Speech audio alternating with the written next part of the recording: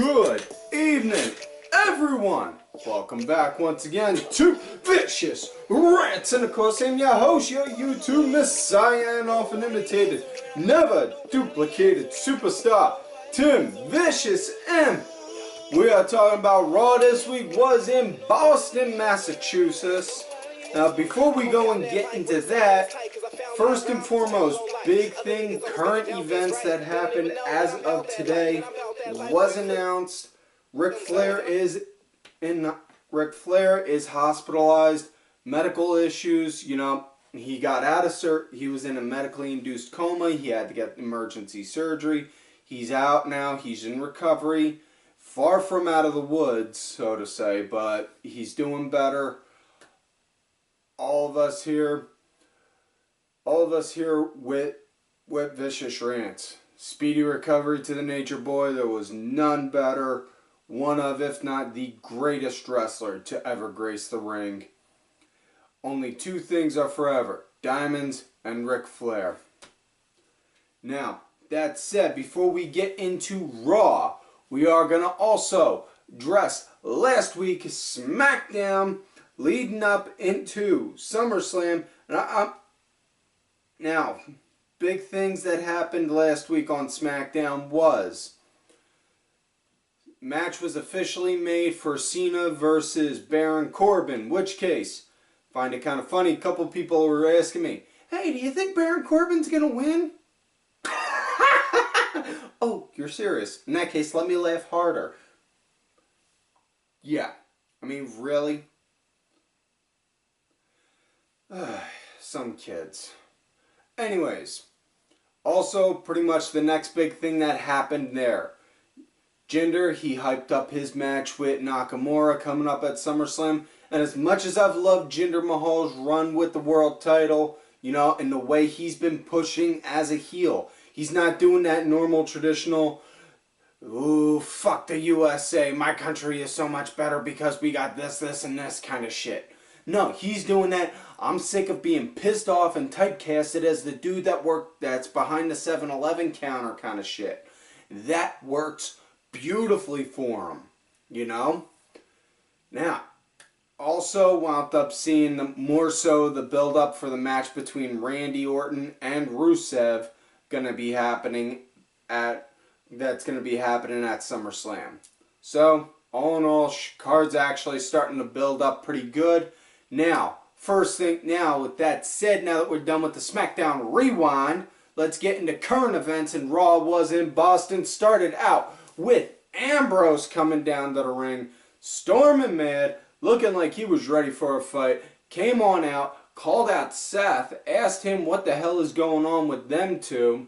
You know, and honestly, like I said this last week, Seth and Dean, man, they got so much tension. It just looks like they look like they're like, it looks like something out of a Hallmark Channel movie, or like something off of like a frickin' softcore that you would see on Cinemax at like 3 in the morning. Not that I would watch that, because let's get back to topic, Seth and Dean. Anyways, you know, they were talking about on how, you know, they're trying to help each other, you know, trying to trust each other and that shit. And then, next thing you know, out comes Sheamus and Cesaro. They proceed to beat the shit out of both of them. A fan actually dropped their phone on the outside of the ring. Pretty sure they got their phone back. But next thing you know, Dean wound up coming back. You know, Sheamus and Cesaro, they started double teaming Seth. Dean wound up coming in, beat the shit out of both of them. Helped Seth beat the shit out of both of them. Next thing you know, they both did the fist bump thing, which honestly, I think that was a big mistake. Just speaking from a fan standpoint here, honestly, I think it was a big mistake doing it right there, because they would have got such a better payoff building up to, come on man, let's do the thing. Let's do the thing. No, I'm not doing the thing. You know, up until then, and, you know, keep teasing and building it, and then next, you know, boom, when they finally win the titles, then they do it. That payoff would have been so much better, honestly, in my opinion. Now, that said, now we move on to the first match of the night. Nia Jax versus Sasha Banks. Winner goes against Alexa Bliss at SummerSlam for the Raw Women's title. And Alexa Bliss, she came out, she had her own, like, you'd say like a goddess kind of seat, you know, a throne, looked like a giant lifeguard bench, which case, next thing you know, pretty sure a couple guys were thinking, okay, you know what? This is my chance. If she's a lifeguard, I'm going to start pretending to drown. Then she'll have to give me mouth-to-mouth resuscitation. That's on how them boys were thinking. And don't think I have an evil, perverse mind for thinking that thought. Yeah, I said that right. Anyone from my generation that grew up, we all grew up watching Sandlot. We all know that trick. That's where it was learnt from. So don't judge me, damn it. Anyways, as far as this match goes, Nia versus Sasha. Nia, she was pretty much destroying Sasha the entire time. You know, beautifully, you know. She's being billed as a giant, you know. And that's the great thing about her. She works like one, you know. Like seeing that with her, you know. It's really nice to see. Now, Sasha, she started to mount a comeback. I honestly got to say, I was seriously shocked at the ending because Sasha won via the bank statement.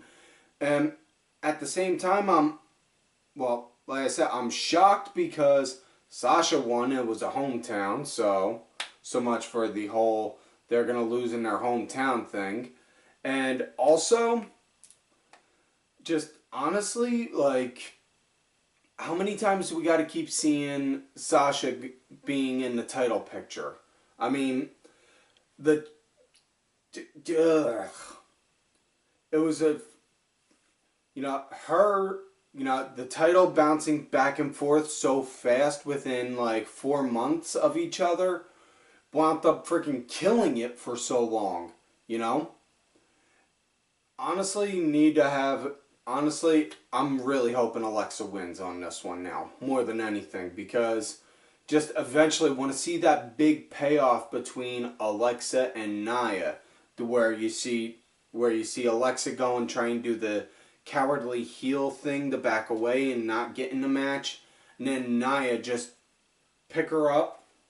No, you stay here, and then proceed to win and then become the inevitable juggernaut of the division. Yep. Now, next matchup we got.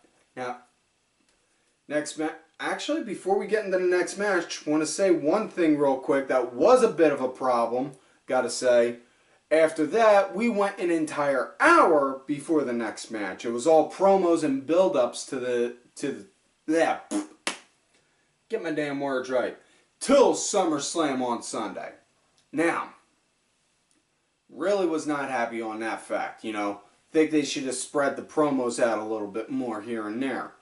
But either way, next matchup we got Akira Tozawa going up against Neville for Neville's Cruiserweight Championship.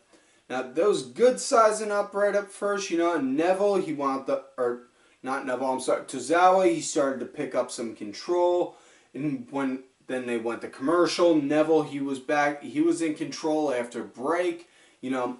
Started moving into some nice back and forth movement, you know, and match wound up coming to an end. Neville wound up setting Tozawa up for the Red Arrow. He got up there, he did it, and boom, landed on his face. Tozawa got out the way, moved Neville over, did it, hit the senton, got the 1, 2, 3. So Akira Tozawa is now your new Cruiserweight Champion. We're going to get the rematch between them two at SummerSlam. And not going to lie, I'm happy that Tozawa won. But honestly, I think it would have been a lot sweeter if he would have won at SummerSlam. Now, with this kind of setup, that just sets it up for either one of two scenarios. And that's always the case in wrestling. You know, good guy win, bad guy lose sort of thing. Tozawa could win and keep showing that he's got a dominant defense, that he's a defending champion, or Neville could win and then start proclaiming on how he's the greatest because he's a 2-time champion. Either way, though, next matchup we got Bray Wyatt going against Finn Balor, and this match came to be because them two started brawling in the back, and Angle said, you know what, fuck this, you two want to slug it out so bad, do that out in the ring, get paid for it, go. So they proceeded to do it. Balor, he started out real fast and quick, but Bray just picked up on him and then just powered on him. Eventually, Finn wound up getting around that and started working on him. You know, wound up getting some nice back and forth, but it was, honestly, I thought the match was a little short for my taste, personally, but to each their own. But the match wound up coming to an end as Finn was setting up a comeback. Next thing you know, Bray Finn setting up a comeback, I'm sorry. As Finn was setting up to go and do the coup de grace, Bray comes up, bounces the rope, and has Finn split the difference. Brings him down, next thing you know, boom, hits him with his sister Abigail, and then gets the 1, 2, 3. After that, the lights go out, come back on, you see Bray with a bucket, and then proceeds to pour like they said it was some red, acidic, viscous, whatever the fuck. They were trying to use $100 words to make it sound real nasty. But basically it was a generic bloodbath, like what Gangrel did with the Brood. You know, they showed in a backstage interview later, Finn said, Bray's got I'm getting my rematch at SummerSlam. Bray's got his demons. He's going to learn. I got mine. So we're finally getting Demon Balor back. Next matchup, we got women's action again. Mickie James going against Emma. And folks, I'm not going to lie. I honest to God, I really tried with this match. But this was the piss break of the night. I tried, but even the crowd was dead for this one. Just, it's a shame. Anyways, next matchup we got Miz going against Jason Jordan. Rematch from Jordan humiliating Miz some time back on Miz TV. Now this one, Jordan had Miz grounded real good right in the early goings. Just as it looked like it was setting up, next you know, just as it looked like it was going good for him, next you know, boom. Miztourage, Dallas, and Axel, they proceed to beat the snot out of Jordan, so the match gets thrown out. Then out come the Hardys, which then leads to a trios match of Hardys and Jordan going against the Miz and his cronies. Jordan, honest to God, this kid was on fire during this match. Really liked on his nice, good, fast-paced moving for him. You know, you could tell just by like the little smirks and the little innuendos, like the body language on him. This kid's going to have arrogance all over him once he goes heel. Once this kid starts running as a bad guy, oh my God, he is going to be like Rick the Model Martel, just dousing arrogance out there in the air. This kid's going to wind up being good like that. Trust me. Mark my words on that. Now, Hardys and Jordan, they were in good control for a bit. Next thing up, they were in good control for a small bit. Heels wound up eventually taking over. Matt wound up getting a hot tag. Started working on everyone. Till eventually Bo Dallas wound up taking down Matt. Had him down for a good bit, which led to Jeff getting the second hot tag. And I could be wrong on this. And please feel free to comment me on it down below or on my Twitter, Tim Vicious, whatever. But am I the only one that's like seeing lately WWE's like having 2 hot tags a match? I mean, I'm not complaining, I'm just saying it's something different, you know, and like I always say all the time, introduce different things, you know, whenever you can. Try and help change, you know, don't be afraid to change don't be afraid to change things up sometimes. But either way, Jeff wound up getting a hot tag in, started working everyone, then eventually we started getting a huge Rimmer Raw, everyone was in there. Jordan cleared house, taking down everyone. then next thing you know, Jordan wound up hitting a suplex on Bo Dallas, which then led to Matt going up, sizing him up, hit the twist of fate, and then Jeff did the swanton, got the 1, 2, 3. So that was that. So we're definitely going to wind up seeing at SummerSlam Miz and Jordan for the Intercontinental title, if not a trios match between these guys again. You know, honestly, it really sucks that that Dawson tore his bicep right before SummerSlam, because they would have had the Revival and the Hardys would have had a great match. You know? Either way, now it's time for the closing part of the night. That was final face to face to face to face to face to face to face to face to face. They said too many faces. Basically, everyone was going to give each other a stare down right before the match on Sunday.